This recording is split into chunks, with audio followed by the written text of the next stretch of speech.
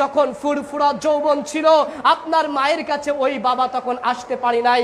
এখন যখন তার যৌবন পার করে চলে যাচ্ছে, জীবনের শখ আল্লাহ সব কিছু চলে গেছে, এখন বাড়িতে আসার পরে আপনার মায়ের কাছে ওই বাবা যেতেও তার আর সেই শক্তি সেই যৌবন নাই যে বাবা এত কিছু বিলিয়ে দিয়েছে।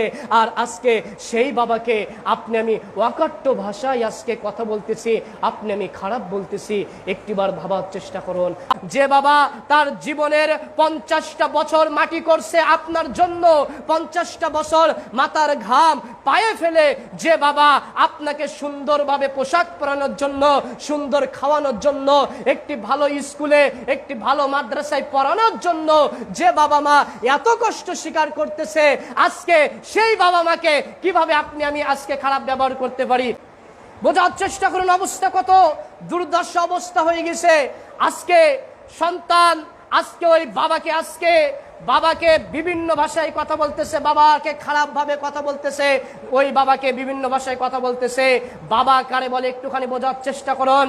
আপনার যে বাবাকে আজকে আপনি খারাপ বলতেছেন, আপনার ওই যে খারাপ বাবা আজকে আপনাকে 500 টাকা দৈনিক হাত খরচ দিচ্ছে না, যে বাবা আপনাকে একটি বাইক কিনে দিচ্ছে না, যে বাবা আপনাকে একটি মোবাইল কিনে দিচ্ছে না, এই খারাপ বাবা বোঝার চেষ্টা করুন। ওই বাবার যখন বয়সটা 20 ছিল, ওই বাবা আপনাকে আজকে সুন্দরভাবে একটি পোশাক পরানোর জন্য, একটু খাওয়ানোর জন্য ওই 20 বছর বয়সে প্রবাসে চলে গেছে, 25 বছর বয়সে এসেছে, 25 বছর বয়সে আছে, এসে আপনার মাকে ওই বাবা তখন বিবাহ করছে।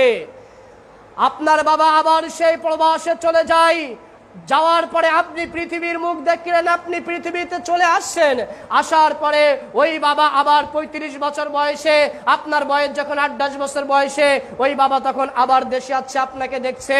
যে বাবা আবার চলে গেল, 50 বছর তার জীবনটা প্রবাসে কাটালো, আর আপনি এখন 20 বছরের যুবক। আপনি ভাবতেছেন আমার বাবা আমাকে এটা কেন করে দিল না, আমার বাবা এটা কেন করলো, ওটা কেন করলো।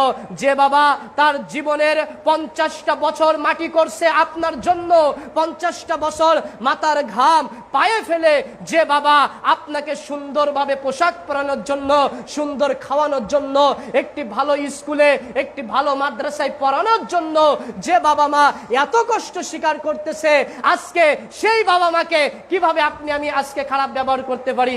যে বাবা মা 50 বছর পর্যন্ত বাবা ওই প্রবাসে থাকছে, 50 বছর আশা বয়সে থাকার পরে ওই বাবা যখন তার ওই প্রবাসে থাকা অবস্থায় যত আত্মীয় স্বজন মারা গিয়েছে, কারোর জানাজায় আসতে পারে নাই ওই বাবা। আপনার মায়ের কাছে তার যখন ফুরফুরা যৌবন ছিল, আপনার মায়ের কাছে ওই বাবা তখন আসতে পারি নাই। আপনি যখন ছোট ছিলেন, আপনাকে তখন আদর করে মন চাইতো একটু সন্তানকে জড়াই ধরতে, ওই বাবা তখন আপনার ভালোর জন্য, আপনাকে একটু সুন্দর ভবিষ্যৎ গড়ার জন্য ওই বাবা আপনাকে কোলে পিঠে নিতে পারি নাই। ওই বাবা তার এখন যখন তার যৌবন পার করে চলে যাচ্ছে, জীবনের শখ আল্লাহ সব কিছু চলে গেছে, এখন বাড়িতে আসার পরে আপনার মায়ের কাছে ওই বাবা যেতেও তার আর সেই শক্তি সেই যৌবন নাই যে বাবা এত কিছু বিলিয়ে দিয়েছে। আর আজকে সেই বাবাকে আপনি আমি অকট্ট ভাষায় আজকে কথা বলতেছি, আপনি আমি খারাপ বলতেছি। একটিবার ভাবার চেষ্টা করুন, আপনি আমিও কিন্তু একদিন বাবা হব। সম্মানিত উপস্থিতি, সময় শেষ হয়ে গেছে, আলোচনা লম্বা করছি না। মহান আল্লাহ সুবহানাহু ওয়া তাআলা আপনার আমার বাবার প্রতি সদাচরণ করার তৌফিক দান করুন, আপনার আমার মায়ের প্রতি যথাযথভাবে সম্মান করার তৌফিক দান করুন। আমিন।